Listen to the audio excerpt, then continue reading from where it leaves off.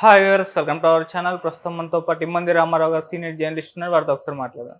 So నమస్కారం sir. నమస్తే. Sir, అంటే ఏపీలో దాడులు జరిపేందుకు అంటే ఎన్డీఏ కూటమి ప్రశాంతంగా పరిపాలిస్తుంది కదా, ఈ ప్రశాంతతను దెబ్బ కొట్టడానికి ఒక పార్టీ జిల్లాకు 10 కోట్లు ఖర్చు పెట్టి దాడులు చేపిస్తుంది అని చెప్పేసి నాగబాబు గారు సంచలన వ్యాఖ్యలు చేశారు సార్. మరి నిజంగా ఏ పార్టీ ఈ విధంగా 10 కోట్లు ఖర్చు పెట్టి దాడులు చేపిస్తుంది అని చెప్పేసి క్వశ్చన్స్ అయితే రైజ్ అవుతున్నాయి. నాగబాబు గారు పార్టీ పేరు మెన్షన్ చేయలేదు, కానీ ప్రత్యేకంగా చెప్పాల్సిన అవసరం లేదు అని అన్నారు. అంటే ఆయన వైసీపీని ఉద్దేశించి చేశారని చెప్పేసి చాలా మంది అభిప్రాయపడుతున్నారు. నిజంగా వైసీపీ 10 కోట్లు ఖర్చు పెడుతుంది ఆ జిల్లాకు ఈ విధంగా దాడులు చేయడానికి అని చెప్పేసి మీ ఒపీనియన్ ఏంటి సార్ దీనిపైన?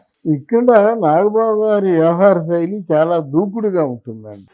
దాని పాసిబిలిటీ ఎంతవరకు ఉందో ఆలోచించడు. ఫర్ ఎగ్జాంపుల్, వైసీపీ తప్ప మిగతా వాళ్ళకి దాడులు చేయించవలసిన అవసరం లేదు. కూటమిలో ఉన్నవాళ్ళు కదా, ఇక్కడ ఖర్చు పెట్టేవాళ్ళు ఎవరైనా కావచ్చు. మరి కూటమిలో ఒక లా అండ్ ఆర్డర్స్, ఇంటెలిజెన్స్ నిఘా, మిగతా అవినీతి నిరోధక అఫీషియల్స్ వీళ్ళందరూ ఉంటారు కదా. వాళ్ళందరూ కళ్ళు మూసుకొని నిద్రపోతున్నారా? వాళ్ళ కళ్ళు మూసుకుంటే వీళ్ళు దాడులు తీసుకెళ్ళిపోతారా? దానికేమో 10 కోట్లు చొప్పునేమో జగన్మోహన్ రెడ్డి ఖర్చు పెట్టేస్తాడా? ఇవన్నీ ఎలా ఉంటాయంటే ఊహాగానాలు, ఫిక్షన్లు అన్నమాట. ఎందుకు చేస్తారండి వాళ్ళు? అందులో వీళ్ళు లీడింగ్ పార్టీలో గవర్నెన్స్లో ఉన్నారు. వీళ్ళు పరిపాలిస్తున్నారు. వాళ్ళని ఎవరైనా దాడి చేయడమేనా? ఒక్కడి మీద దాడి చేయమని చెప్పండి, మొత్తం దీనికి సంబంధించినటువంటి వ్యక్తులు 400 మందిని అరెస్ట్ చేసేస్తారన్నమాట. ఎందుకంటే వాళ్ళది గవర్నెన్స్ కదా. అందువల్ల ఇటువంటి ఆయన ఊహాగానం, భయాందోళనలు, అంటే భయాందోళనలు ఎన్నో ఉంటాయనుకోండి, కానీ దీనికి అవకాశం లేదు. ఓకే, అంటే ఎన్డీఏ కూటమి ప్రశాంతంగా పరిపాలిస్తుంది కదా, ఈ ప్రశాంతతను దెబ్బ కొట్టడానికే ఈ విధంగా దాడులు చేస్తే ఒక అల్లర్లు క్రియేట్ అవుతాయి, శాంతి భద్రతలు దెబ్బతినే అవకాశం ఉంది, అప్పుడు గవర్నమెంట్ పైన ఒక ప్రెషర్ ఏర్పడుతుంది, విమర్శలు వస్తాయి, ఇందుకు ఈ రీజన్ అని అనుకుంటున్నారు. ఈ విధమైన ఆలోచనల వరకు ఉండొచ్చు. అసలు పూర్తిగా ప్రారంభమే కాకుండా రావణ కాష్టం, రక్తపాతం ఇత్యాది మాటలు మాట్లాడితే తెలుగుదేశానికే కాదు, జనసేనకే కాదు, బీజేపీకి కూడా కోపం వస్తుంది కదా. అప్పుడు బీజేపీ తగిన యాక్షన్ తీసుకుంటుంది కదా. ఆ విషయాన్ని మరి నాగబాబు గారు కూడా ఆలోచించాలి. అలాంటి విషయాన్ని వాళ్ళకి ఏ పదవి లేకుండా వాళ్ళు కొంచెం ఏదో దయనీయమైన స్థితిలో ఉన్నారంటే వాళ్ళని తిప్పికొట్టచ్చు. అలాగే పవర్ఫుల్. వాళ్ళు ఏ ఆర్డర్ వేస్తే ఆ ఆర్డరే, ఏ శిక్ష వేస్తే ఆ శిక్షే. ఇంత బలం ఉంటుండగా దీని మీద ఏమో ఏదో అంటే దాడి చేయడానికి ఏమో 15 కోట్లు ఖర్చు అవుతున్నాయనే మాటలు ఆయన మాట్లాడడం కరెక్ట్ కాదు. ఓకే, అంటే సార్ ఇప్పుడు కూడా జరుగుతున్న దాడుల్ని ఒక్కసారి చూసుకుంటే వైసీపీ వాళ్ళు ఏమంటున్నారంటే మా మీద దాడులు చేస్తున్నారు, మళ్ళీ మేమే చేసామని కంప్లీట్లు చేస్తున్నారు పోలీసులకు అని చెప్పేసి అంటున్నారు. టీడీపీ వాళ్ళేమో వాళ్ళే రెచ్చగొడుతున్నారు, ఈ దాడులు వాళ్ళే క్రియేట్ చేస్తున్నారు వాళ్ళు అంటున్నారు. అంటే ఎవరి వర్షన్ డిఫరెంట్ వర్షన్స్ ఉన్నాయి సార్ రెండు పార్టీలకు కూడా.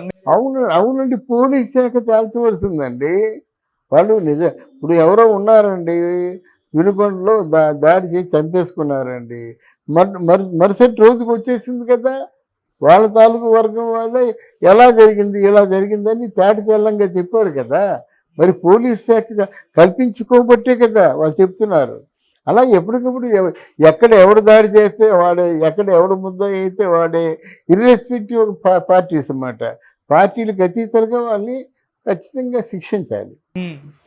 ఓకే సార్, ఇప్పుడు అంటే జరుగుతున్న ఈ దాడులు వైసీపీ టీడీపీ పక్కన పెడితే ఇవి ఎప్పుడు ఆగే ఛాన్స్ ఉంది? ఇప్పుడు ధర్నా చేస్తున్నారు కదా జగన్మోహన్ రెడ్డి ఢిల్లీలో, ఈ ధర్నాతో అయినా ఈ దాడులు ఆగే అవకాశం ఏమైనా ఉంది? ధర్నా ఏం చేస్తారు? అర్థం లేని ధర్నా అంటే అది.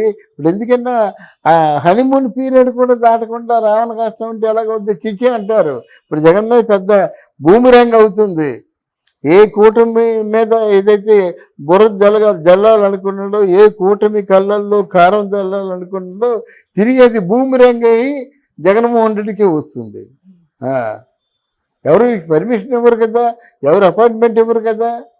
ప్రధానమంత్రి అంత ముందరకు ఇచ్చేస్తాడా? లేదా అమిత్ షా అంత ముందరకు ఇచ్చేస్తాడా?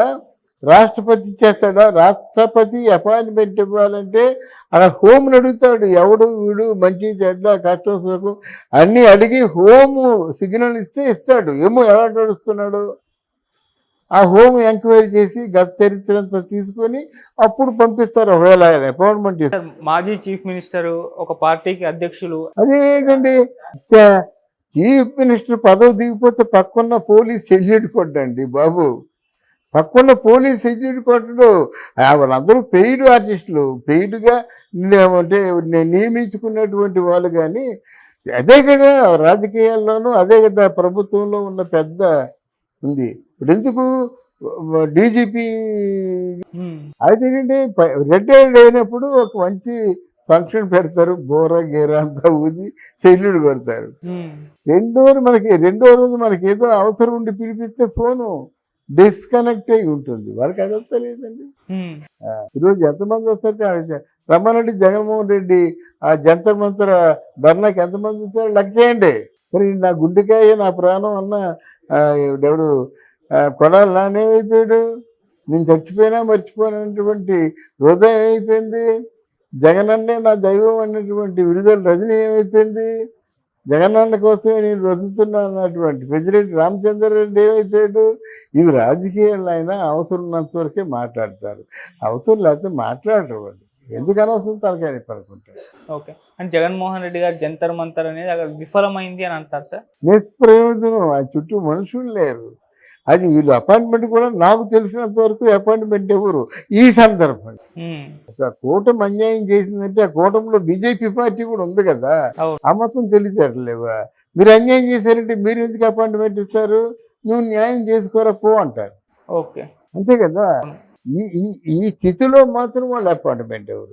ఇంకోసారి వచ్చి అడిగినట్టయితే వాళ్ళకి ఇష్టమైతే ఇస్తారు. నువ్వు మమ్మల్ని తిరగబడదాం అనుకుంటున్నావు కదా, నీ ఇష్టం, లీగల్గా ఎంత తిరగబడతావు అంత తిరగబడని నిర్దాక్షిణ్యంగా చెప్పేస్తారు. ఆ ఉన్న కాస్త కోస్త సింపతి కూడా కోల్పోతాడు. Okay sir, thank you so much sir. Thank you Babu, thank you very much.